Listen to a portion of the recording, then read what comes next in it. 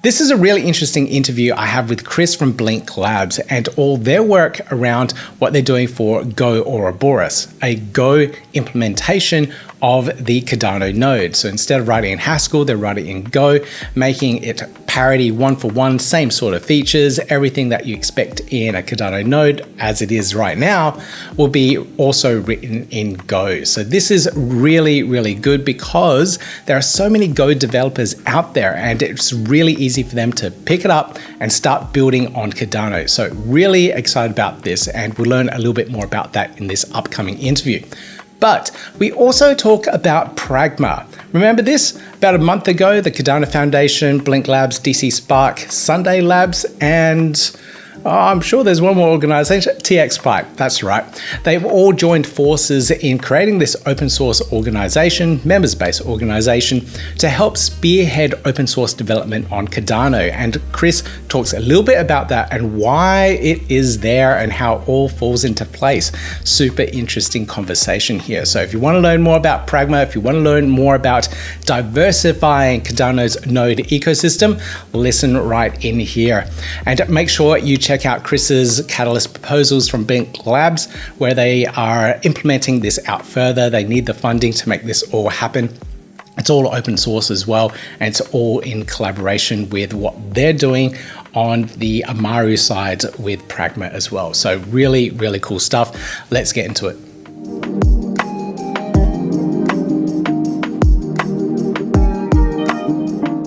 But first off, Chris, welcome back to the podcast. Oh, thank you. Thank you for having me. It's been a little while, and glad to be back. But you guys did get funded previously in the last proposal that you guys had, which is very good. So congratulations on that. Thank you. Thank you. And in more recent news, we had this thing called Pragma, which is pushing open source development. And one of the things that they were going to do is bring in a Rust node up and operational in the Cardano ecosystem. And Blink Labs is one of the companies that is contributing to this. Can we talk a little bit about this? This is pretty exciting for me. Sure, absolutely. We went and founded Pragma. It was us, the Cardano Foundation, DC Spark, TX Pipe, and Sunday Swap. And the idea was, to build this Rust node. That was really like our original goals were like, how do we do this? And we kind of went from there and led to the idea of, creating an open source foundation whose job is, to provide support for open source projects, not funding.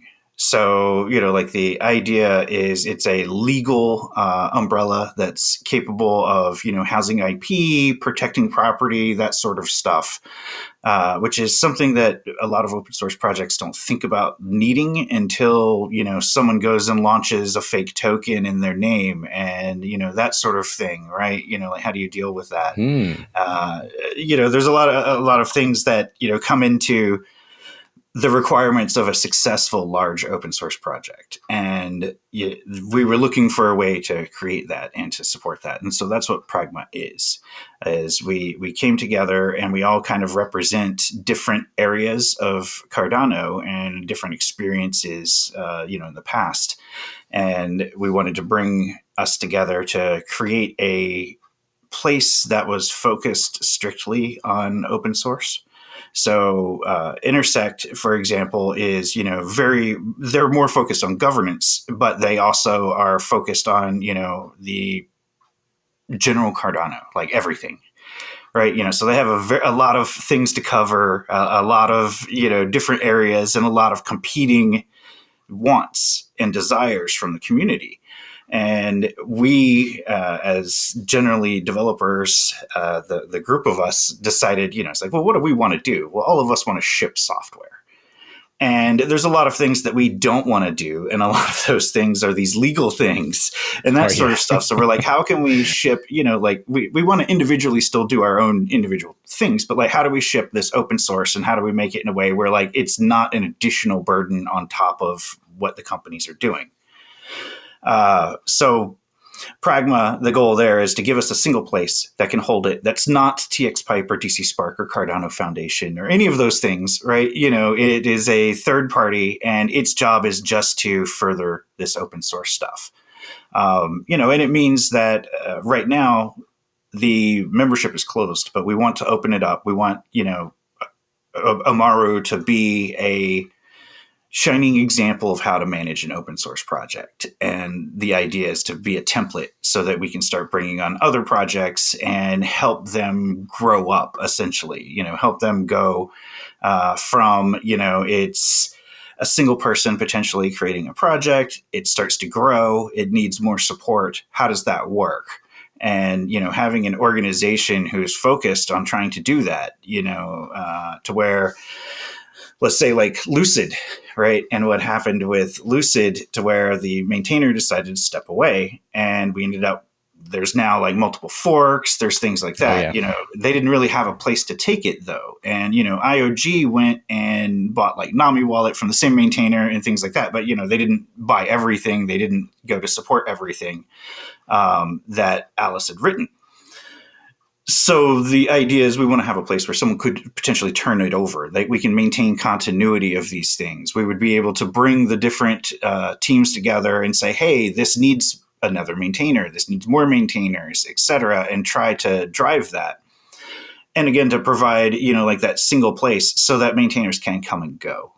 And that's the long-term goal, is to, make it so that a piece of software can survive maintainers coming and going. And the group of us plan on taking some of our software, of course, like not core business stuff, but, other things like that, and donating it essentially, moving it over to Pragma and starting to make Pragma a place for housing a lot of open source that ends up being the infrastructure of Cardano. And I don't mean like just hosting infrastructure software, but software in general that makes up all of the things that are Cardano, aside from what Intersect is doing. So the idea is they are essentially the responsible for the core protocol and for how that works. They have reference implementations for a lot of stuff, but the idea is all of those reference implementations should have alternatives. It doesn't mean we have an alternative to the core protocol, right? We're all working on the same Cardano. Yeah. Yep. Right. But we want to be able to build different software stacks on top of that same Cardano and all work together to make that one Cardano better. So Pragma's goal is to be an alternative, a parallel, essentially, to Intersect, but specifically the open source development. That's brilliant. I'm pretty excited about whatever's coming out of Pragma. Like Aiken falls under that umbrella as well, and Amaru. We'll see more out of that in the upcoming months and later this year. So I'm pretty excited about everything that's happening there, and good luck with that development. And some of this stuff around open source projects, like you said, you don't really think about the legal ramifications of things. And leaving a project, developers get bored; they want to move on to the next thing. What happens to the code base and who maintains it and everything else around it? So it's awesome to have Pragma there looking after some of these really core infrastructure pieces of software for the community. So absolutely awesome that you guys put it together. Now, over to your stuff, the Go Node implementation. gOuroboros. Go, is that how you pronounce it? gOuroboros. Yes. gOuroboros. Awesome. Yeah. Where are we up to with that? Let's get an update and then dig into what you guys need funding for the next round. Sure, absolutely. So we're currently working through our Fund 11 funded parts of gOuroboros, which is to create all of the server side of the Ouroboros protocols in Go. And we're through 4 of our technical milestones. We're through 3 out of 4 of the milestones already for Fund 11. So that's going, as planned and progressing just fine. That should be done just in time for starting the work that we've proposed for Fund 12. So it leads directly into it. And what that does is we were originally funded in Fund 9 for doing the client-side protocols for Ouroboros, and we completed that. We put in a proposal in Fund 10. We didn't get it, for Ouroboros. We didn't get it, but we did get funded in Fund 11. We put the same 2 proposals in. So we took a multi-pronged approach to it. We have the gOuroboros server code, which is the server side of the protocol. At the same time, we're working on our Cardano Node API, which is an API implementation on top of the existing Cardano node. But all of that interface and code, we're directly going to port into our node and just change the backend so that instead of it querying a Cardano node, it'll be querying its own internal database, right? Its own block store, its own ledger database, that sort of stuff. So Cardano Node API and the gOuroboros server are the building blocks that are necessary for us to now piece them together and start building a node. And our Go node will be originally a data node. So the idea is, it's suitable for consuming data off of the blockchain, serving data both over Ouroboros and UTXO RPC, an HTTP protocol that we've been working with, the TX Pipe and some other team members. Other teams. So the idea is we build, again, these two pieces of software so that they work, and we've established the interfaces and established the communication, and then we build it on top of our own backend. So our proposal for the Go node, the first step is storage. We don't have a proper storage system for this stuff. We've been building it all as pipelines and event systems and like notification systems, meaning wait for an event to happen. When an event happens, do a thing, rather than, store all of the data and query it later. So a node needs to store all the data and be able to query it later. That's what we've been building too. So our first step is storage. Then our next steps are to integrate the various pieces into that storage. So we have the original node to client that we did in gOuroboros.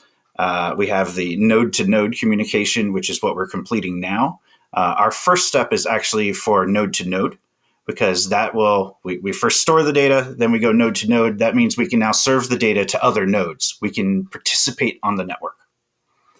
And we already have a lot of code that does this stuff for various clients that do various parts of it, but nothing that does everything together. And that is what Node is our integration of all of the various things that we've written over time to build a single node.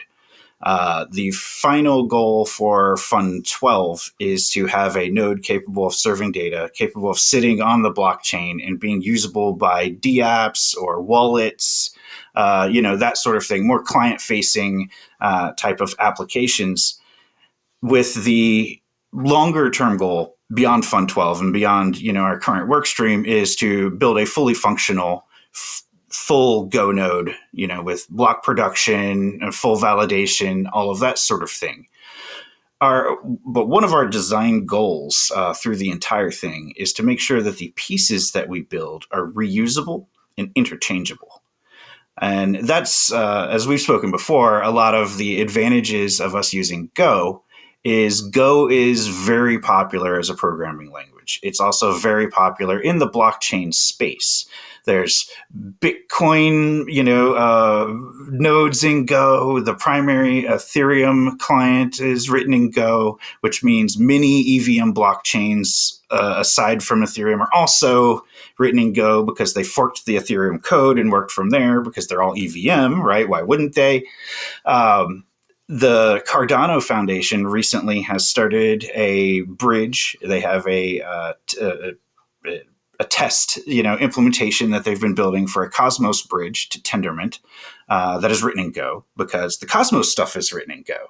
So, and they've adopted gOuroboros for doing the Cardano side of that stuff. So we're starting to see where, writing in Go and doing these things in Go is starting to spread out throughout the ecosystem. And the primary goal of our node is to make it interoperable and for interoperability, so that it can be used as building blocks for things like, a bridge or oracles or, like any other kind of thing that you want. Oh, an analytics platform, that needs to work on multiple, different blockchains, or even backends for centralized exchanges, anything like that wants to go multi-chain. That's kind of our goal, is to fill that niche to where, in many of those cases, you don't want a full block producing node. And we're wanting to build with modularity and interoperability in mind. So, you can say, oh, I need a node that only does X, Y, and Z, and you can turn off parts of it. or potentially plug multiple blockchains together and have it capable of supporting multiple data stores of multiple chains and querying them across each other. So again, when you're building bridges or any kind of layer twos, any kind of system like that, you're going to want to be able to build these things. And a lot of the current systems require you to run every node type that you want to run, and then also build like glue that interfaces with these nodes. And there's always less room for mistakes and things like that if you're building it as a single code base, right? So if you're able to take and include the code from the different pieces and put them together into one code base, you can test it as a single unit. It's a lot easier to quality control than a bunch of disparate pieces plugged together. I'm really looking forward to this level of interoperability. On the flip side as well, when you guys finish all this and you package all the bits and pieces into your own libraries and publish them on, I'm assuming there's a repository management area for Go code. Yeah, okay. You publish it there, and other developers on other ecosystems will be able to pull in those libraries and implement on their solutions, which is super exciting because that's a whole new level of interoperability going out to other developers that are already building blockchain solutions. So that I'm really excited about too. Yeah, absolutely. It will definitely be able to provide a lot of capabilities, especially in places where people are not familiar with Cardano explicitly. We want to be able to provide the right abstractions and that sort of thing so that it's much easier for them to build, something cross-chain. And these are things that a lot of, interestingly enough, Sebastian Guillemot from DC Spark posted earlier today about abstractions, like blockchain abstractions. And that's some of what we're kind of trying to do. We already have some of these. There's Rosetta, which is a project that is used by some exchanges that essentially abstracts away some of the ways that a blockchain, the specifics of it, so that you're able to have more generic, like, all blockchains have blocks and transactions, essentially, right? Like, so it's like, okay, well, we know that block and transaction is a thing that happens, but underneath the hood, like, we don't care what the block looks like so much. We don't care what the transaction looks like so much. We just need to be able to get specific information out of it. So building those query layers into the code so that you do build those kinds of abstractions, making it much easier to build these higher level functions on top of it. And a lot of that also is going into how we're building the node. And we're building it with two APIs in mind to start with.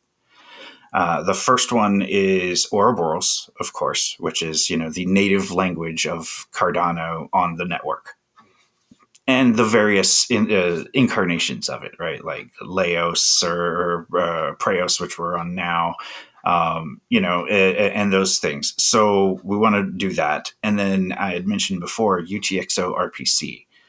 UTXO RPC is a joint effort. It was started by TX Pipe, and then and they were working on like the Rust side of it and things like that. We picked up the Go side. It is a HTTP API that is specific to UTXO blockchains. And what it does is abstracts away some of those things, as we said, the differences between blocks and transactions and all of this sort of stuff, and provides a stable set of APIs that will work the same no matter which chain you're communicating with underneath. The main thing is the protocol using gRPC, which is a HTTP protocol for machine-to-machine communication, essentially. And the nice thing about it, though, is it allows you to generate code. So we have a specification that we're able to write, and then we're able to generate code in multiple languages from that. And then we build our SDKs on top of that. So we're doing Go. TX Pipe is doing Rust. Clark, who Mercurial, is doing the .NET And, so that's like C# and F#. We have someone that's doing Haskell. We're trying to bring in Python. So yeah, we're doing Haskell also. And we're going to try to bring in Python. We've got TypeScript. But we're trying to bring in essentially subject matter experts on each language to take over and maintain that language's code for it. But we have a single specification that all of this code gets generated from. So we're all working on the exact same page. And, currently we've focused on Cardano because, of course, that's our first implementation. But as we said, it's UTXO RPC, not just Cardano RPC. So the idea is to be able to support any UTXO or UTXO-based blockchain easily via this abstraction, and to start being able to build, lots of cross-chain applications that work via these abstractions. And we were talking about this with Maestro, and if you have talked with them or paid any attention to them, like now they're doing stuff on other UTXO blockchains. And so, of course, they're super interested in this. We've already got applications and dApps that are starting to cross over, between like with Rosenbridge, with the Fluid guys doing runes on Bitcoin, right? Fluid tokens, doing stuff on Bitcoin. We're starting to cross over, and being able to provide these things easily, means dApp developers can move faster, right? We start providing these APIs, we start providing self-hosting, solutions for these things. It means that they can focus on their app and not on how they are able to run their app, but instead just making their app work. All right. If you're not excited about this level of interoperability, listening to Chris talk all about this, then I don't know what's wrong with you. I'm really excited to hear and learn all this interoperability communications and how it's actually done a little bit under the hood. So thank you, Chris, for all that explanation as well. So when would we see, in the timeline that you're running at the moment, considering that you guys get funded, when would we see a full block producing node operating in Go? Okay, a full block producing node will at least, I would say another year out easily. Yeah. So for us to go through and have the data node, that is essentially planned through to the end of the year for this year. Essentially calculating that, let's say, Fund 12 work starts around September. Right. Yeah. So, that's we're only planning from September through the end of the year. So it's not that long, but it's still a little far out from today because we're planning ahead. So, it would be at least another good 6 months or more to that. There's an awful lot of work in implementing the consensus part of stuff, and that will take some time. We have a lot of example work now done by the Cardano Foundation. They've been reverse engineering a lot of this stuff and been writing their own implementations in Java. And while, we're not running Java, Java is something that we can read. It is something that is easy for us to process. It's also not a functional language, but rather an imperative language, which means that like some of the translation in thought processes has already been done, right? By translating it, from Haskell into Java. And it allows us to more easily copy from there, essentially, as necessary for things. And they did a pretty good job about documenting all of the weird nuances, because a lot of those aren't necessarily well described in the Haskell node, to where, you have to spelunk through history to be able to actually piece together the rule changes and things like that. And they've done this work. Okay. So that saves an awful lot of time, which means that we get to focus on writing Go instead of digging into old Haskell code, digging into the history of what happened, right? Like the foundation took the time to do that themselves already. So we get to benefit from it, and that'll help tremendously. We've also been working with TXPipe and now, all of Pragma, and our goals are very well aligned, and we're trying to work at things together. But we're also taking advantage of having the two nodes and allowing us to work in different areas.